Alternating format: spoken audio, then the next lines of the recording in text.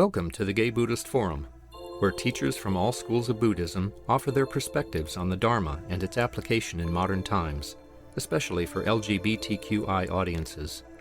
These talks are offered freely to the world and made possible by appreciative listeners.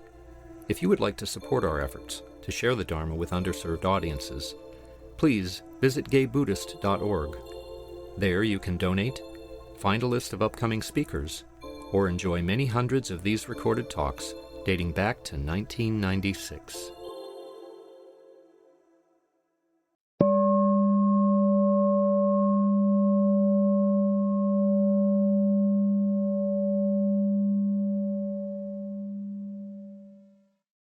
Welcome back, everyone. Our tradition is to introduce ourselves. I'll start with the young people. Jeff. Alex. Luis. I'm Grant. My name is Henry. Sam. Michael. Allison. My name is Jerry. My name is Stephen. Davis. Matthew. My name is Ray. Kevin. Richo. Jack. I'm Robert. I'm Brad. Terry. My name is Kat. Hi, Richard. Ricky. Tony. Jay. Dave. And how about I read the people's names online? Bob, Don, Jeb, Lucky, Marvin, Michael Walshuber, Richard, Timothy, Tom, and Lee. Today we have the good fortune of hearing from Dave Richo, a regular speaker here. Dave is a PhD, MFT, and a psychotherapist, teacher, workshop leader, and a writer who works both in Santa Barbara and San Francisco. Combines Jungian, poetic, and mythic perspectives in his work with the intention of integrating in the psychological and the spiritual. His books and workshops include Attention to Buddhist and Christian Spiritual Practices. Thank you, Jeff, and thanks for inviting me. Well, the word we keep hearing on the news so often now is retaliation, so that's my topic. Not retaliation between nations, but how we might still be retaliating, doing payback in our relationships with the people around us. So that would be a good question to be looking at right this minute. Am I still into retaliating, or have I let that go? It seems like in Buddhism, retaliation is something we do let go of. We move toward reconciliation, forgiveness. We want to stand up and say ouch if someone hurts us in some way, hurts our feelings, for instance. But we don't engage in revenge. So what I'd like to do first is take a look at what some of the spiritual traditions have said about retaliation, and then we'll go from there. So we're going to show some on the screen. And we've all heard the expression, revenge is sweet. So I thought I'd begin with the actual quotation. And we're going to read aloud in accord with how we gave our names, and we're going to go back and forth with the people online. What's your first name? Alex. Alex, would you read what Milton... This is what Milton actually said, that we call revenge is sweet. Revenge at first sounds sweet, bitter, long back on itself recoils.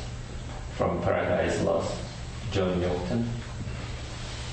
So that's the actual quote. Yes, it does feel sweet at first, but then it comes back at you in some way.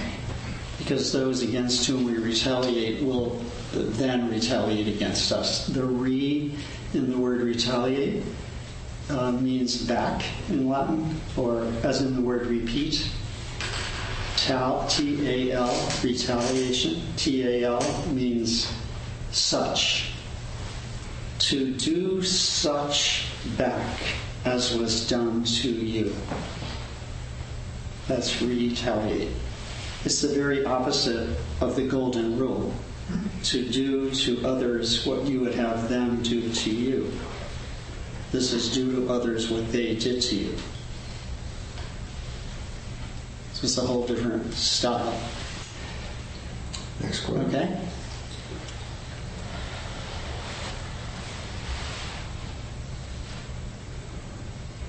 So let's begin with a quote from Buddhism, and we're going to go to the people online. Bob, Lara, would you unmute and read the quote for us? I'm going alphabetically. I can't quite see the whole thing. It's one act of retaliation burns to the ground a whole forest of merit. Yes, thank you. So that's the Buddhist comment on retaliation. That all the practices that we've been doing come to nothing, turn into karma, when we choose to retaliate even once. Okay, so now I'm going to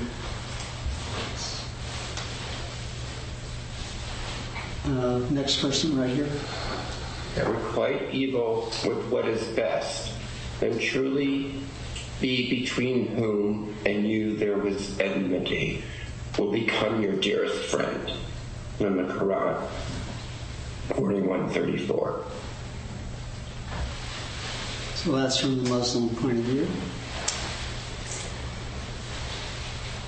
Okay, this is from the Hebrew Bible. Someone online? John Kirchman, are you available to unmute and read this quote? Yeah, all three. All three.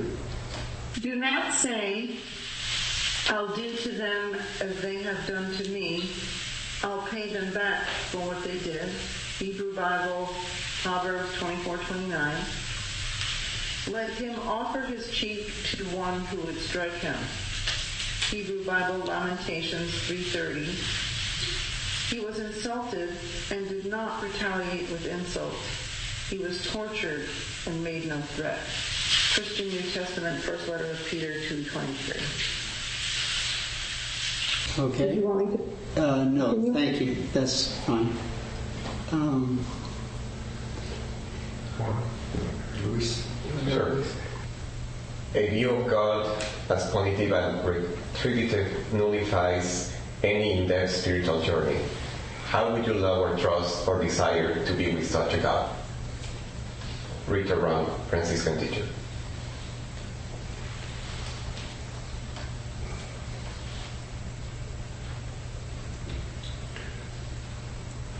So we're as the person. That one goes on to the next page. Yeah. So, someone online want to read the next one? I'll move the quote to the next page. I'll read it there. Any volunteers? Okay, we can continue here. Great. I saw the fires of hell, and people were not burning there. All that was burning was what they had refused to let go of on earth. And the flames were not punishing, they were liberating. The only thing that burns in hell is the part of you that won't let go of your life, your memories, your attachments.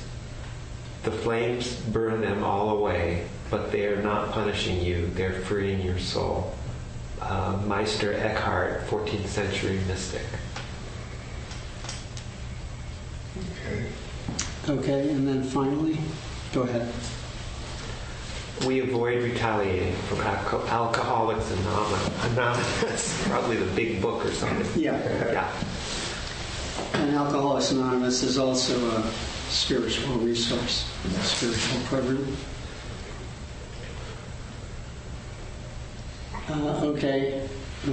This is from Shakespeare. Go ahead. Hope of revenge shall hide our inward woe. From Shakespeare, Troilus and Cressida. Hope of revenge shall hide our inward woe. Tells us something about retaliation that's so important. One of the reasons we retaliate is so that we won't have to feel the grief of how we were hurt. Shakespeare has this in just one line. As long as I can get revenge, I won't have to experience the grief. Woe is an old word for grief. It's the same as, well, our brother just died in the hospital. Let's sue the doctor. When you jump to that, you are not having to look into or experience the actual grief of your loss. So we want to ask ourselves, are we doing that? Because most of us have many ways to avoid grief. It's the most uncomfortable and longest of all the emotions, anger being the shortest. And so, not only do we ask ourselves, am I still retaliating? Is it still part of my way of being in the world to do payback? We don't only ask that, we also ask, what am I using it for? Is this my way of comforting myself when I feel bad? So these are the kind of questions that come up.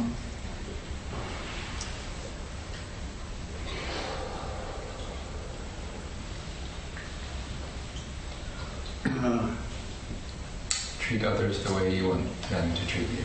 Golden. A little louder. Treat others the way you want them to treat you. Golden rule.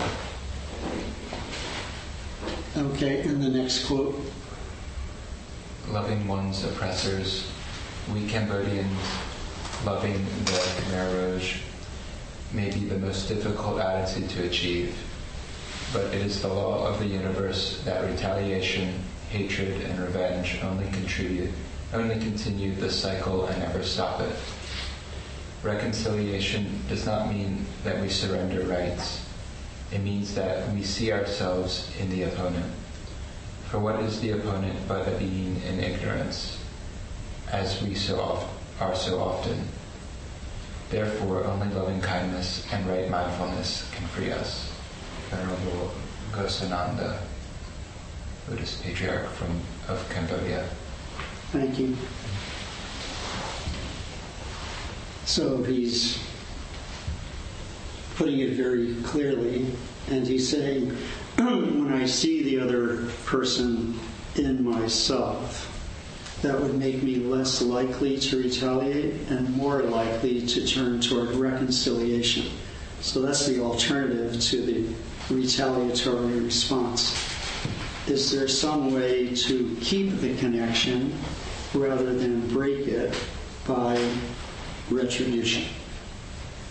This is going to be hard for us to do because it's built into the DNA of this particular gene pool to get back at people who hurt us, to hurt back. That's a natural impulse. It's not that something's wrong with us. It's just that we're the descendants of all the cave people who themselves retaliated. They're the ones who survived. And we inherited that orientation. So we're not putting ourselves down because we have such a thought of getting back at someone, but we're asking ourselves, well, could there be a spiritual practice that would move us in a new direction? Is there an alternative to that impulse to hurt others the way they hurt us? And these teachers are proposing that loving kindness and compassion are such alternatives.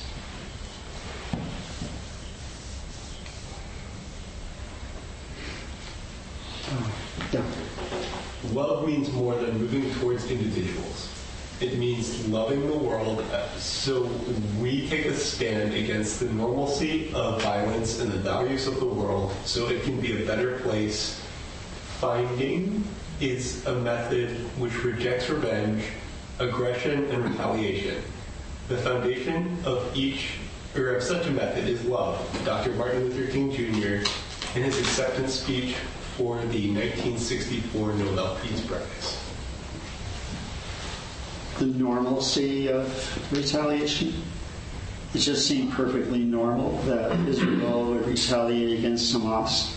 It seemed totally normal that Hamas is retaliating 50 years later in the Six-Day War back at Israel. And it will also seem normal years from now when the next retaliation happens. Saying that it's a cycle doesn't change the fact that people still engage in it. But we're going to ask ourselves, do I want to keep engaging in it if I have been? Okay, let's look at one more quote and then we'll open it up for discussion. Both of those. Yeah. Do good to him who has injured you. Tao Te Ching, 63. A little louder. You want me to repeat that? Yeah. Do good to him who has injured you. Tao Te Ching, 63. Love your enemies. Do good to those who hate you. Bless those who curse you. Pray for those who mistreat you. Luke 6, 27, 28. Thank you. Second one is from the Christian Bible. And notice they say the very same thing. Do good to the one who injured you. That's asking a lot. Just don't hurt back. That's a reasonable request. But when you then say, not only don't hurt back, but also do good to the one who hurt you, now you're really looking at an heroic spiritual practice. But that's what both of these traditions are proposing. And it would be up to each of us to decide if we want to live this way. As a psychotherapist working with clients over the years, especially couples, I noticed over and over again that when I was working with couples, they were often, even unbeknownst to themselves, secretly engaging in payback. I would say, did you do that? As a way of getting back at her or him? And they would look at me quizzically and say, gee, I never thought of it that way, but I guess that is what I'm doing. So it does make you wonder why we would... It doesn't make us wonder why we would engage in retaliation against enemies, but why would you be retaliating against your partner? That's a big question. Anyway, I'd like to open it up for discussion. You guys have any ideas about this?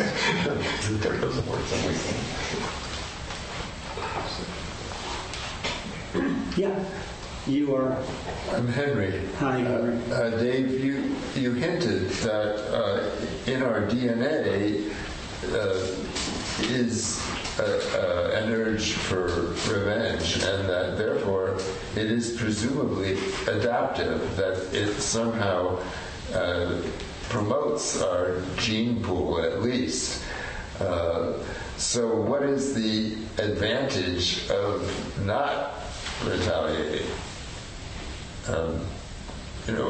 Why go against our evolutionary?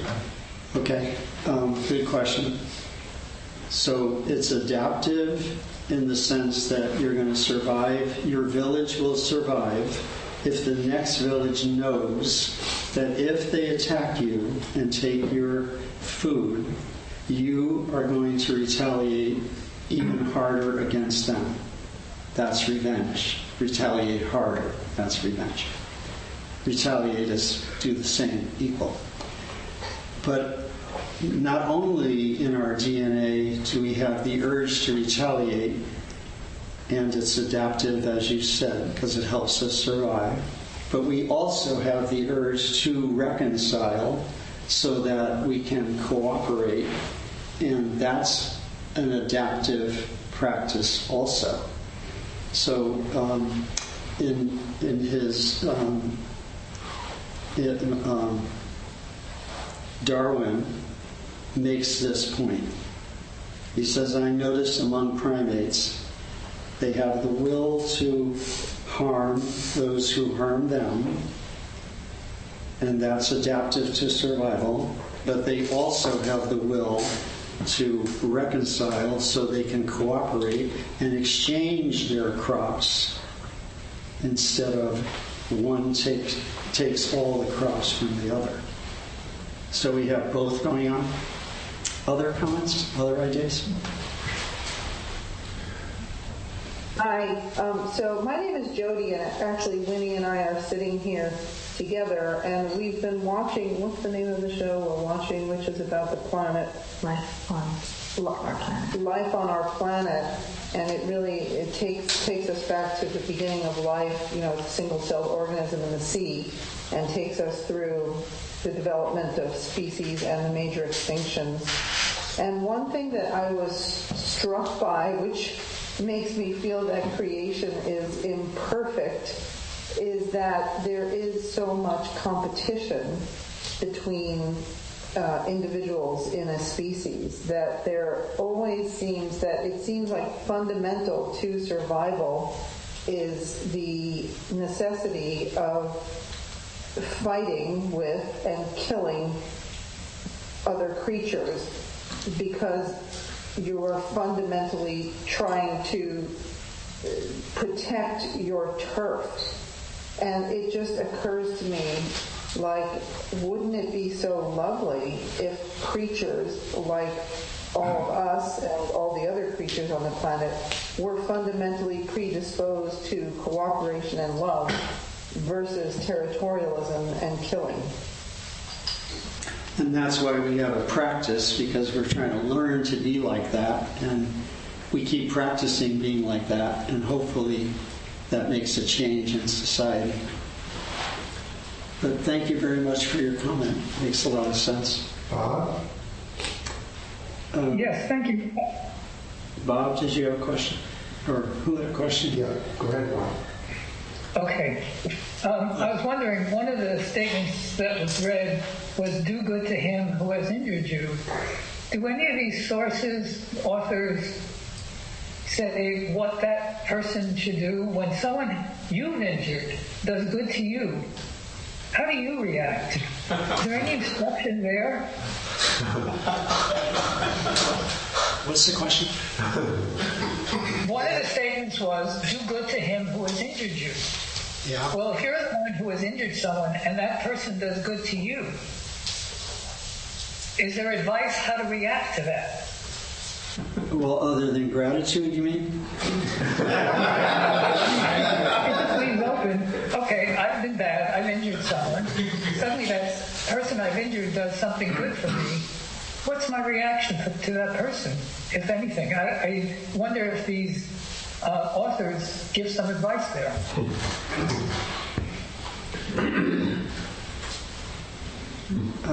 You mean the one who injured you also did something good for you?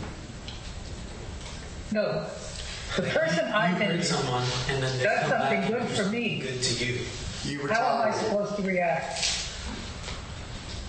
The person did something... No, let's say I hurt my wife, and then she comes back and she does something loving toward me.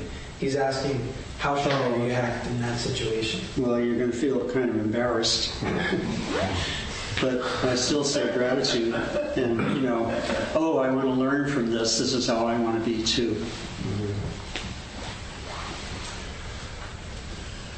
Michael Altshuler. Wait, somebody here also had a question. Oh, I'm sorry. What is your first name? Yeah, I'm Jay. Jay. In the room first. Go ahead. Well, all of these situations posit two sides to a situation. And the two sides could be one person on each side or one country's army on each side. But it's two sides. Yeah. So let's say that one of these sides has an enlightened moment and decides, as you suggest, to cease the retaliation. All right, so one side is playing the game, but the other side doesn't. So one side withdraws from whether it's bombing or killing or whatever, and the other side sees that the other side has not retaliated. It seems to put them in a better position to so-called win. That they can totally take over the person who has stopped retaliating, and they just and so it seems like it would work well if both sides agree to stop retaliating. What happens if only one side does that? If only one side doesn't retaliate, the one side that doesn't would need to gather support from other groups or nations that also join in to help them. So, and such as the example of NATO. So if you're going to attack one of the countries of NATO, all the countries of NATO are going to take action against you. So this would be using your same model, but instead look at all of us who want to have a nonviolent solution. So I guess that would be a response. But we're not going to probably be in the situation of deciding about how nations are with each other. We're going to be in the realm of how we act toward other individuals in our own lives. Dave? So let's concentrate on that also. How about the people who were the violent ones, the attackers? Are they going to interpret us as weak? Or, I mean, there seems to be... Probably. That's the heroic nature of the nonviolent plan. You're going to be thought of as weak. You're going to be battered from pillar to post. But you have so engaged in this commitment to nonviolence and loving kindness that you'll be like Jesus in the quotation from the first letter of St. Peter. He was insulted, he was bruised, but he did not hurt back. I mean, we're not offering much.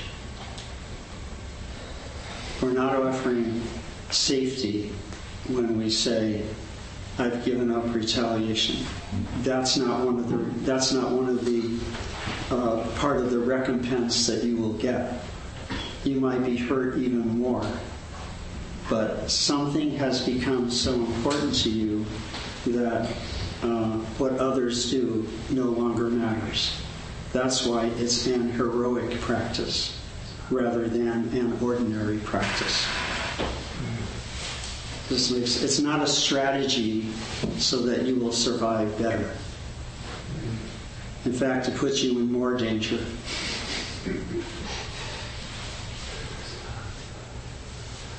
Michael Altshuler has his hand up. Okay, go ahead, Michael. Well, I'm wondering, in addition to our instinctual, reactive revenge kind of stuff that's kind of genetic, etc., we also, our lives are kind of very shaped and driven by concepts that we think is the way for us to live well with one another, and one of those concepts would be justice. So how would you reconcile what you're suggesting is kind of an acquiescence and non-opposition to evil with the sense that we all want to feel like we're living in a world where justice prevails? Thank you. No, it's not an acquiescence to injustice. It's a strong protest against injustice, but in a nonviolent style. And secondly, this whole style of looking for ways to reconcile might be so wonderful to the other person that he will relent and let go of his wanting to hurt and become warmer towards you when he sees that you're not going to hurt back. That could happen. It's kind of a conversion of the other. Thank you. Anybody? Do you want to go on to the next quotation? Go ahead. Just one, Matthew? Yeah, one last thing. You talked about reconciliation, and now I'm getting back to just interpersonal stuff. Yeah. Because nations is kind of too charged. But as far as interpersonal, don't you think sometimes reconciliation may not be possible, but sometimes isn't even necessary? I think about when we talk about forgiveness, and the idea is a letting go involved in forgiveness. If you've been wronged by somebody, and I don't know if the expression I think is that you can let them back into your heart, but you don't have to let them back into your life. And so I think that reconciliation is not always necessary. I don't know, what do you? Yes, I agree. It could be that you don't let someone back into your life, but you also wish him or her well. You're no longer holding ill will towards someone. That is what forgiveness really means. I no longer have ill will towards you. I no longer resent you. I no longer blame you. I no longer need to retaliate. And I let you go. Do you want to go on to the next? Did you want to go to the next quote? Yeah. Would you like to read? Oh, sure. Love your enemy doesn't mean love the person you hate. You can't do that. Love those who hate you. Alan Wallace. Alan Wallace is a Buddhist teacher, as you know. And yeah, one more quote. When you begin to see the suffering in the other person, compassion is born, and you no longer consider that person as your enemy. The moment you realize that your so-called enemy suffers and you want him to stop suffering, he ceases to be your enemy. Thich Nhat Hanh. Keep going. When they go low, we go high.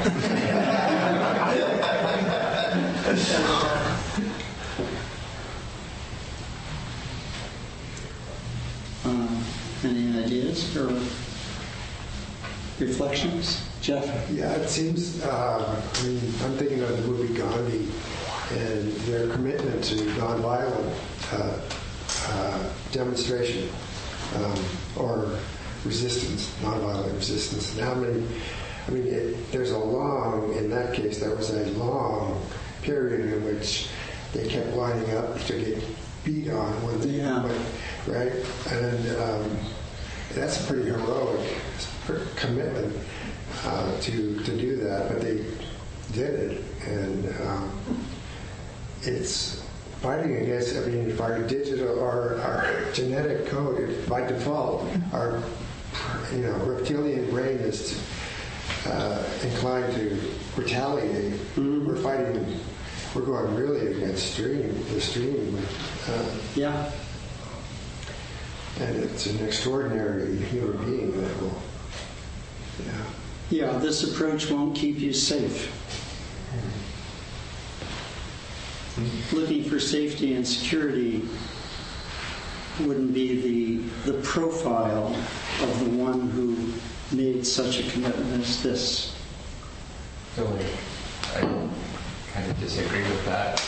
Go ahead. I guess it's a shift in the orientation of what safety is. Oh, okay. That's a good way to put it. So he's saying you could maybe redefine what safety actually means. See, I might feel safer in the world just because I live by such standards. Or it's like safety moving from relying on external conditions of another person to meet your safety towards safety of that you arrive through grief, through kind of grieving and letting go of what's not available. Yes, I'm glad you brought in the grief element, because that's an important part of our topic. And yes, you're making a lot of sense. Thank you. We have some online chat dialogue. Oh, okay, go ahead. I don't know how far back this goes, but I believe it starts with a quote by Dostoevsky from Crime and Punishment. While nothing is easier than to denounce the evildoer, nothing is more difficult than to understand him. And then it goes on to get people's... And this is why we have negotiated ceasefires and peace agreements. Remember MLK's message, all about love, must be lived and infused in other people. Thus, a two-state solution. Please share the text, presumably there. Okay. There was it. Yeah. Someone in the back also had a hand up. Your first name is? Ricky. Ricky. I think I'm struggling with this. I think for me, like I'm doing some mental gymnastics to try to distinguish retaliation versus resistance. And I'm also trying to think about, I don't feel being kind to those who harm me necessarily means that they'll have sort of a conversion of heart and see things differently. I do also think that reclaiming a sense of power is incredibly important to my own psyche. So a decision to no longer participate in that which harms me is also an act of love. And I can still feel compassion for the person, like hurt people. I can still feel compassion for someone who is harming me, and also feel compassion and grief for the sense of powerlessness that invokes in me and the pain in that. Mm-hmm. And I can also take action to resist in ways that do not cause harm, but do not allow the harm to continue. Mm. And I think that I study a lot around trauma, and so I read a lot about horrific trauma and how human beings cope with it. And what has been resonating with me is research on when political prisoners or folks who are tortured go on hunger strike. They often report a greater, in post-interviews, should they survive it, they often talk about how the decision to go on the hunger strike actually gave them a sense of power, a reclamation of asserting boundaries, power, and dignity to themselves, but also want to be careful that the decision to not retaliate against another does not become a way in which I retaliate against myself. So there's multiple, it's not just how I treat the other, it's how I treat myself within that. And I'm hearing that in the quotes, but I'm just working with it because I think retaliation, resistance, and power are things that are all also in my constellation of how to think about this. Mm-hmm. Well, I love what you said. Thank you. Yes, makes perfect sense to me. As far as your self-care, it would be saying ouch and setting up your boundary so that you're not hurt again. So this isn't just become a doormat. This is I stand up for myself. I protect myself in any way I can. But the one thing I don't do is hurt back. So this is nonviolent resistance. And it's empowering from that point of view that I'm not letting somebody walk all over me or hurt me over and over. But I'm also finding a way to respond that protects myself from future hurt and does not perpetrate hurt on others.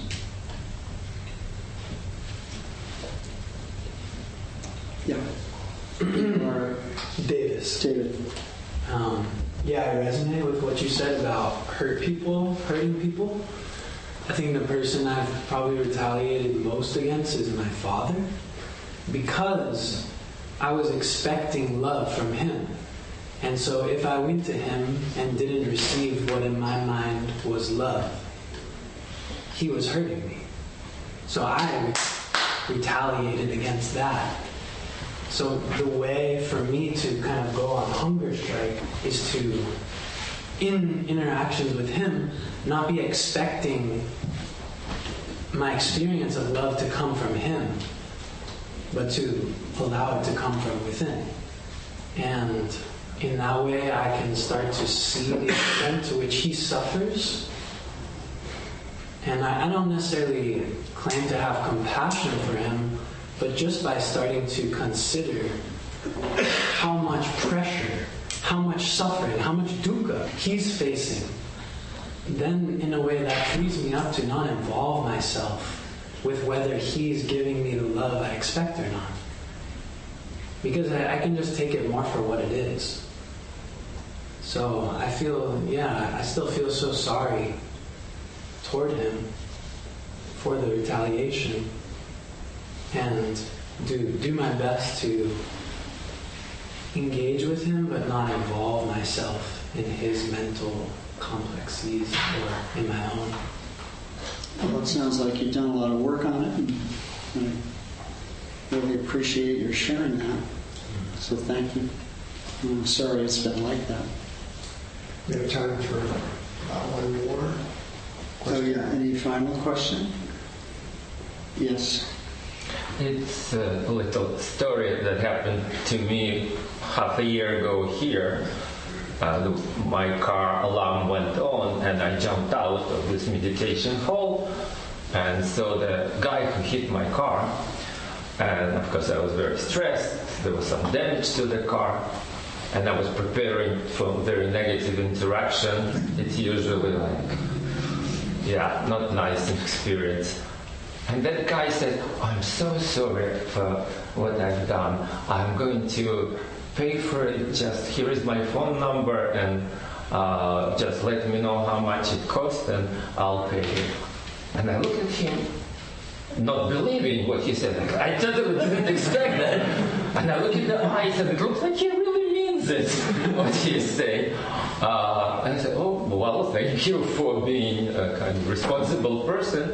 I repaired the car, sent him the bill, and I feel like, oh, he was so nice. I used to really shop around because some body shop would charge you a few $1,000s to repair it, but there is a mobile service that charges only a few $100s. I said, well, I shouldn't really take advantage of him. He was so nice. I used that less expensive service, and for $300, and then he paid me $200 more for all the inconveniences. And it turned out that he lives upstairs in this Buddhist center.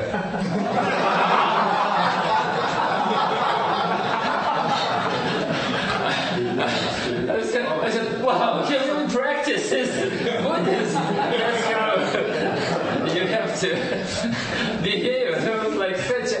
I told him that was the best car damage experience I ever had in my life. It was so inspiring for me. And such an example for me And next time, if I do something, I probably will remember that I could not be defensive, I could take full responsibility and try to do good, because it felt really good, despite all the hassle with car repair. Good karma. Yeah. What a wonderful story. Thank you. I forgot. It makes the point of, somebody doing extra, like you gave them the extra 200, do good to those. Tom Rowan has his hand up, actually. I didn't see it. Oh, okay, go ahead. You want to ask a question? Hey, Dave. Thank you so much for exploring this rich topic. You mentioned earlier that revenge is sort of a magnified version of retaliation. Retaliation is tit for tat, but revenge goes way beyond that. And I'm thinking that, not retaliating is just sort of the baseline. But then I think of examples of people who,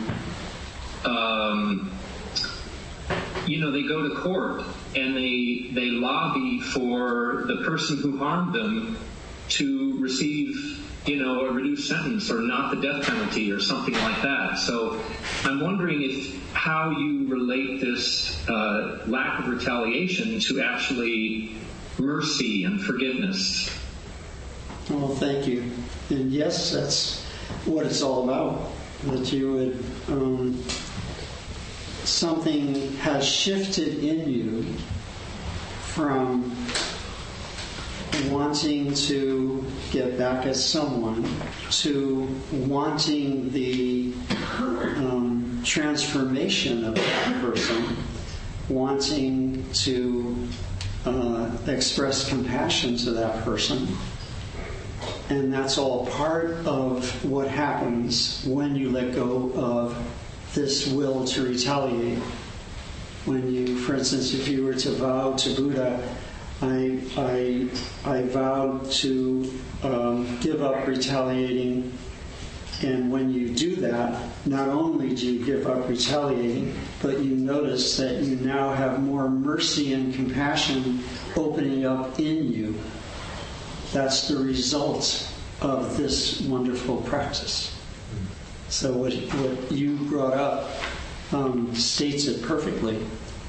Not only do you get this new way of living, but you also notice that virtues that you always had inside you have now opened up and become abundant. So that they have become abundant. So that the quality of mercy is not strained, but droppeth as the gentle rain from heaven upon the place beneath. Thank you so much for engaging in this conversation. I'd like to end with a short poem by Edwin Markham. They drew a circle to shut me out, called me heretic, rebel, a thing to flout. But love and I had the wit to win. We drew a circle and brought them in.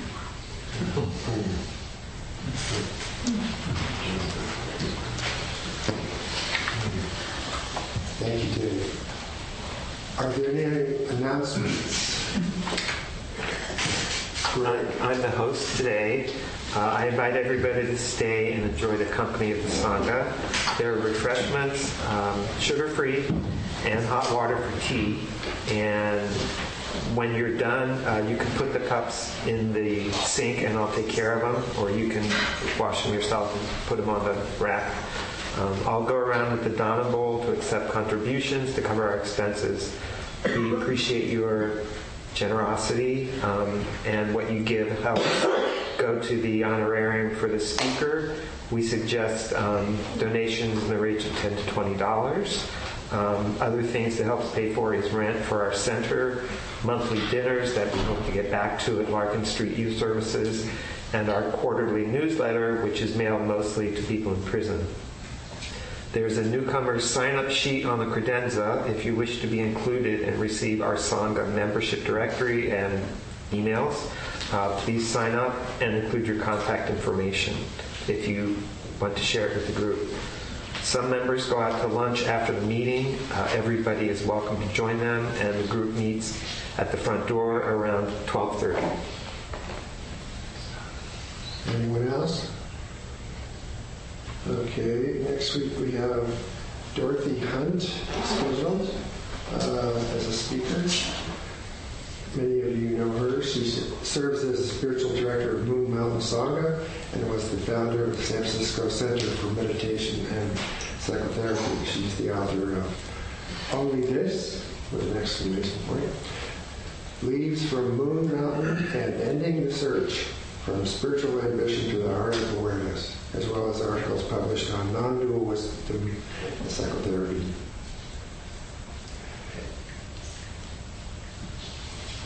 Dave, would you like to do the dedication? Okay.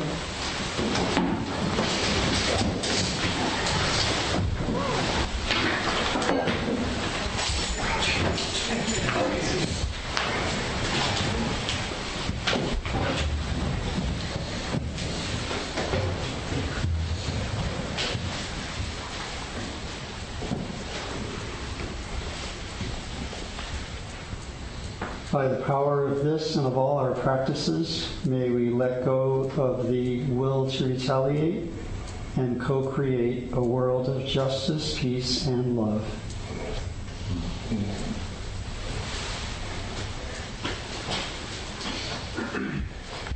Thanks. Thank you. You did it. Thank you for listening to the Gay Buddhist Forum. If you would like to hear several new talks per month and be notified of upcoming speakers so you can participate live, please subscribe to this podcast, like us on Facebook, and join our mailing list by visiting gaybuddhist.org.